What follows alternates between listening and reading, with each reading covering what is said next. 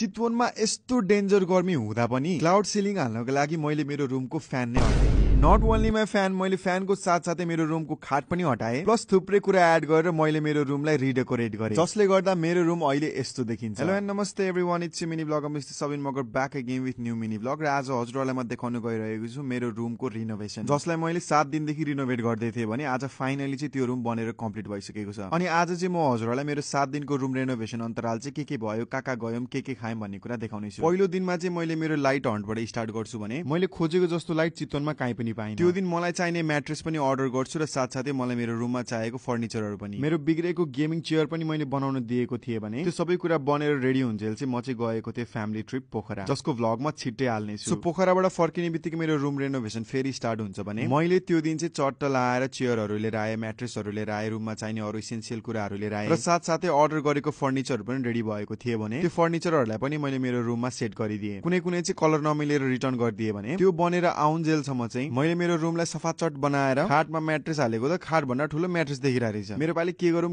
भएर खाटै हटाइदिएर मैले मेरो खुरापाती दिमाग लगाएर म्याट्रेसलाई चाहिँ यसरी राख्ने सोचेँ। त्यही दिन साँझतिर दुईटा लाइटहरू हालेर बाँकी भएको फर्निचरहरू पनि आएपछि तिनीहरूलाई सेट गरेर मैले चितवनको गर्मीबाट बच्नको लागि लिएर आएँ हाइसेन्सको एसी। एकदमै राति भएर त्यो दिन मैले इन्स्टल गरिनँ एसी, त्यही भएर भोलिपल्ट बिहान एसी इन्स्टल गर्ने दायाहरू आउनु भएर उहाँहरूले आफ्नो काम स्टार्ट गर्नुभयो। दायाहरूले काम स्टार्ट गर्दै जाने क्रममा म चाहिँ हजुरहरूलाई भन्ने छु कि हाइसेन्सको एसी चाहिँ मैले किन चुज गरेँ भनेर। हाइसेन्सको 1 टनको यो वाइफाई वाला एसीमा चाहिँ इन्भर्टर छ, जसले चाहिँ इलेक्ट्रिसिटी धेरै कन्जम्सन गर्दैन र बिजुली बिल कम उठ्नमा हेल्प गर्छ। यसमा भएको स्मार्ट वाइफाई कन्ट्रोल वाला फिचरको कारणले म चाहे जतासुकै भए पनि मैले मेरो मोबाइलबाट नि यो एसीलाई कन्ट्रोल गर्न सक्छु। 4-वे swing mode, long lasting durability with copper component, smart mode for ultimate convenience, smart heating र कुलिङ मोड, जसले गर्मीमा फ्रेस चिसो हावा त दिन्छ नै र साथसाथै विन्टरमा तातो हावा पनि। यति मात्र नभएर अरू पनि बब्बाल फिचर भएको यो 1 टनको हाइसेन्सको एसी भने मेरो लागि र साथसाथै मेरो रुमको लागि भने एकदमै पर्फेक्ट लाग्यो। अब मेरो स्मार्ट एसी त